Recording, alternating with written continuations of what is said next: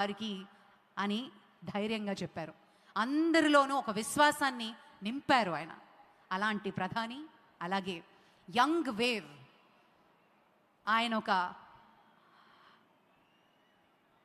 ఆవేశం మాత్రమే కాదు, గొప్ప ఆలోచనతో ఉన్న నేత జనసేనాని. ఆ జనసేనాని ఎప్పుడు మాటలు మాత్రమే కాదు, చేతలతో పాటు ముక్కుసూటితనానికి మారుపేరు మన పవన్ కళ్యాణ్ గారు. ఒక ముగ్గురు దిగ్గజాలు కలిసి కూటమి ప్రభుత్వంగా ఏర్పడి కలిసికట్టుగా ఈరోజు అమరావతి రీస్టార్ట్ పునః ప్రారంభ మహోత్సవానికి విచ్చేసిన మీ అందరూ మరి ఈరోజు కొద్ది క్షణాల్లో ఈ వేదికని పెద్దలందరూ అలంకరించబోతున్నారు. మన లైవ్ ఫీడ్లో చూస్తున్నాము.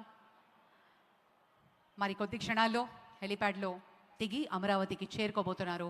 ప్రధాని శ్రీ నరేంద్ర మోదీ గారి రాక కోసం 1000 కళ్ళంతో వెయిట్ చేస్తున్నటువంటి అభిమానులందరూ సాదరంగా మన ప్రధాని గారిని స్వాగతం పలుకుదాం మరి కొద్ది క్షణాల్లో. Thank you very much.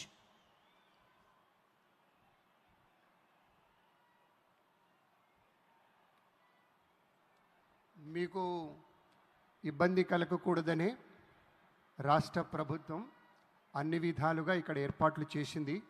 కాకపోతే ఎండ తీవ్రత అధికంగా ఉంది కాబట్టి డెఫినెట్గా కొంచెం అసౌకర్యం ఉన్నా కానీ మీది మంచి మనస్సు కనుక మీరు హాయిగా ఈ కార్యక్రమంలో భాగస్వామ్యం తీసుకుంటున్నారు. మనకెంతో గర్వకారణమైనటువంటి రీతిలో కార్యక్రమం జరుగుతున్నప్పుడు మన యొక్క హుందాతనాన్ని, మన గౌరవాన్ని మరింతగా ఇనుమడింప చేసేటువంటి రీతిలో మన యొక్క చర్యల ద్వారా, మన చేష్ట ద్వారా, ఎందుకంటే మనకి తెలిసిన సత్యం ఒదిగి ఎదగాలి, ఎదిగి ఒదగాలి. ఒదిగి ఉంటల్లోనే, ఆ బౌవింగ్నెస్లోనే ఒక అందం ఉంటుంది, ఒక బ్యూటీ ఉంటుంది. నేను గెలిచానని ఇలా మోరెత్తుకుంటే టపీమని పైనుంచోటి పడుతుంది.